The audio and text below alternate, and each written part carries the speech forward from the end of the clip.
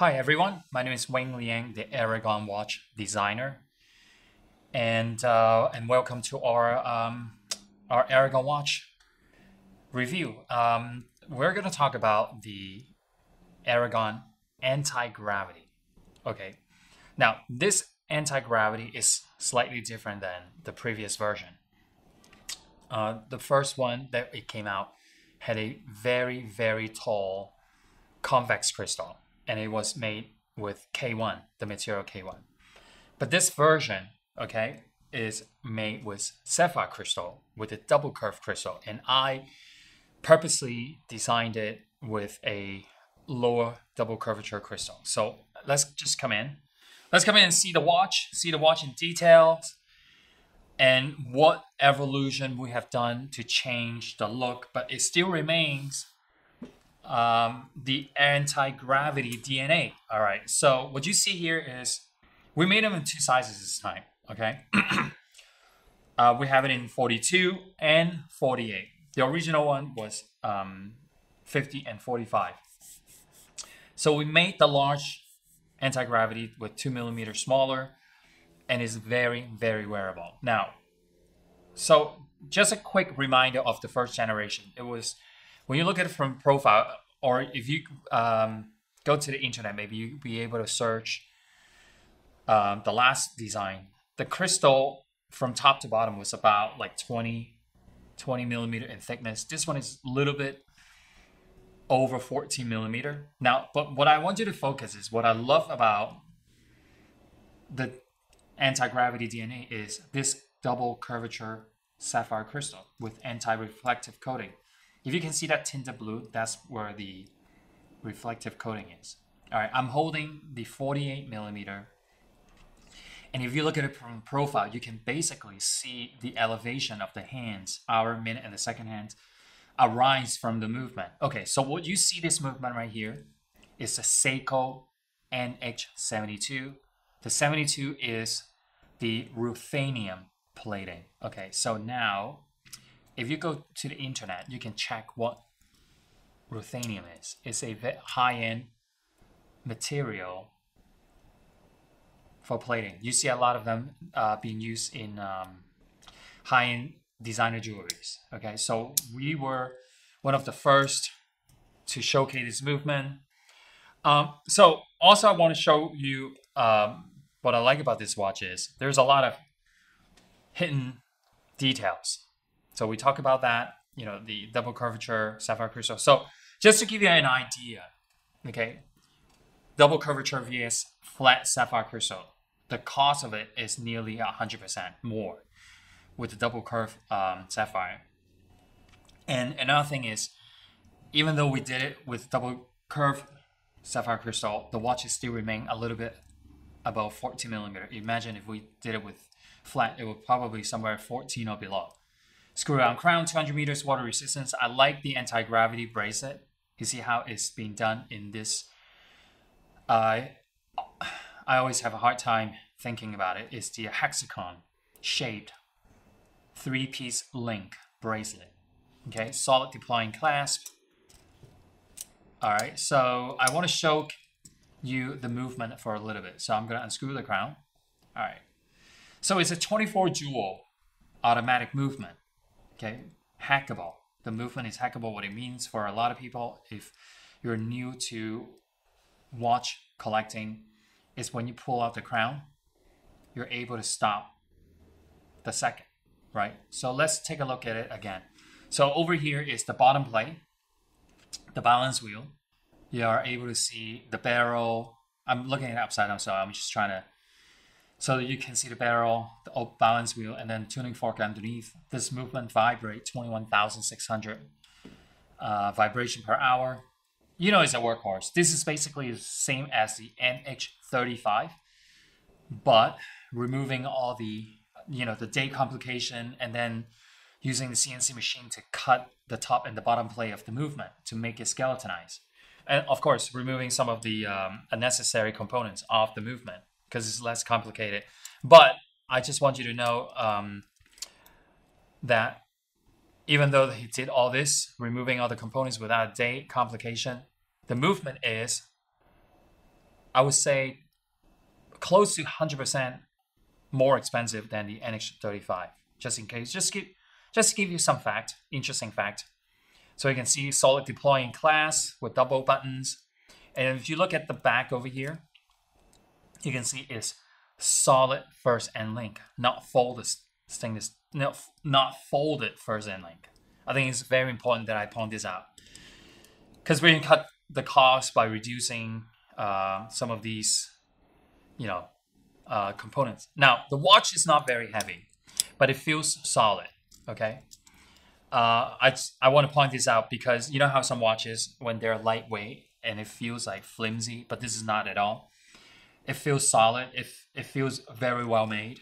And this is the anti-gravity. As you probably have seen our spring-summer 2020 preview, the anti-gravity will continue to have more complications. So you saw the Ronda 8040N. This is the NH72 and NH70. So the difference between 72 and 70 is the ruthenium plating and the nickel plating.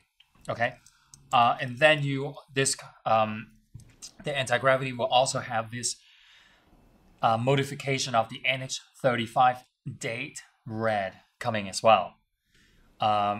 It's a great looking watch, seriously. In the past we've introduced a lot of dive watches or some of the concept watches that we've done Hydromatic, and this is another one I think is important in your collection because it has the skeleton movement. If this is for someone that I'm really into watch collecting, you really like watches, right? And you want to see the inner working of the watch. So I would highly recommend getting one. Now, if we pay close attention to the chapter ring on the outside, you see how it's slightly sloped down and suddenly it's bevel at the bottom. So this is the unique details. You can also see the 369 12 o'clock R index is longer than the rest of the R index. So these are all custom mold just to make this dial. I think it's very important everybody understands that how affordable the Aragon watches are. At the same time, everything that we do is custom. It's not like we go to a watch component factories and pick the hands here, pick the crowns here, pick the bracelet here. Every component, in the watch that we do is all custom made just to suit for this watch. All right, so this is the 48, and now let's go over here. I mean, there's really not a bad one, but I know some guys, they're really into like stainless steel. So just to remind it, the stainless steel bracelet is vertical brushed, okay? And the case is done in a circular brushed finish, okay? And then the lug and the sidewall is also doing what we call the vertical brush from top to bottom, north to south or top to bottom. Cool, isn't it? Like the circular brush, the vertical brush. So it shows, like, how would I say the right way? It shows when you wear it under the sun, it shows different reflection. And I mentioned this before. I love this bracelet again and again. Like, I want to show it to you. It's like a faceted diamond or crystal. When you're wearing the watch, you can see the light reflection coming off the bracelet. Cool, isn't it? I think it's very, very cool. All right, I'm going to put on the 42 millimeter. And as I was saying earlier, let me put these three together. All right, so these are all done with no plating, except the movement. So these two here, if you were going to get, this has NH72. If you're going to get this one, the silver movement, this is the NH70. And they are the same movement. It's just different colors. Now, if you're going to get the silver movement, your index and your hands are going to be in this furnace blue. Pretty, very pretty. And you can also see the chapter ring is done in the silver color. All right, so I'm going to put on I'm going to put on the 42 so you can see the size perspective on a smaller wrist like I have. I think, by the way, ladies can wear it. The other day when my wife came to my office, she picked up this 42 and she has a tiny, tiny wrist. I think her wrist size is 5.5.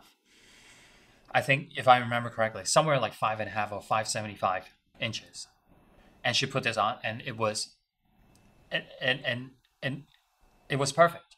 It wasn't too big on her, but she's able to wear it. If she can wear it, guys, if you can wear it too. All right. I know a lot of guys, I've been hearing a lot that they constantly ask me to make 38, 40 millimeter. And I'd be very honest with you. If you're accustomed to wearing 40 millimeter, having 2 millimeter bigger on a watch is really not that big. The reason why I say that is if you look at from the center point, it's 1 millimeter here and 1 millimeter here. So 1 millimeter is approximately like this much. It's not even noticeable. All right, so I just put on the silver. Now let's talk about the ionic plated version. All right, now this is cool. If you're into, sandblasted ionic plated gray, this is it. Okay, now the difference between the two, in case you're watching the video, you can't see the difference, I want to point it out to you. Silver movement with highlighted in the metallic red, our index and the hands, right? Red imprint, beautiful. I'm going to put this on later. And then if you're going to get the NH72 movement, you're going to get this copper hands. And now listen to this carefully. In this brushed finishing on the R index and the hands. Very, very cool. All right, so I'm going to put this on. And at the end of this video, we're going to do a 5 to 10 seconds loom shot so everybody can enjoy what it looks like in the dark. Really good looking. All right. And when you get this watch at home, if you're going to get this watch at home, I know it's very difficult to see it on, in the video. Maybe next time, I'm going to take the movement apart, the inner workings out so you can see the elevation. Can you see this? From the movement, you can see how the canyon of the hour hand is clearly highly lifted up. I'm guessing probably somewhere like 3-4 millimeter above the movement. So the minute hand and the second hand can run across the dial, the chapter ring dial. It is really, really attractive. I always love to point this out because it's one of the features that I really like to show. All right, once again, this is the sandblasted gray with the red, metallic red hands. All right, so I'm going to take this off. Solid stainless steel again. Okay, exhibition case back with perlage engraving on the rotor. Okay, and this is really pretty. This one, the NH72. You might have the NH70 in your collection, but very slim chance you have the NH72 with the ruthenium plating. Get this one. If you prefer the smaller watch, 42 millimeter, get this one. So again, seriously, if you're used to wearing 38, 39, or 40 millimeter, I'm not trying to convince you. I'm not trying to make you buy the 42 because I know the watch collectors or watch enthusiasts, they know what they want. But I'm just trying to tell you, be open-minded. Having 1 or 2 millimeter bigger in a watch is really not that big.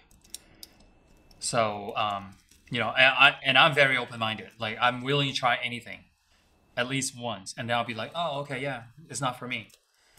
But if you slowly try it, we're not asking you from 40 millimeter and suddenly you wear 50. Try gradually, move up one at a time. It's like, I remember my first car was a small car, very compact. And then I moved to a medium-sized car, and I really like it. And now I'm driving SUV. And I also enjoy that big size of a car where I have all the room, and I also really enjoy a small car. So I don't know if this is right or a good comparison. So anyway, I really appreciate it. And we're going to go to the Loom shot video. And this is the end of our presentation. And I hope you enjoy it. And please, it helps us a lot to give us a like, give us some feedback, and subscribe to our channel. On Facebook or on YouTube or anywhere, or Instagram.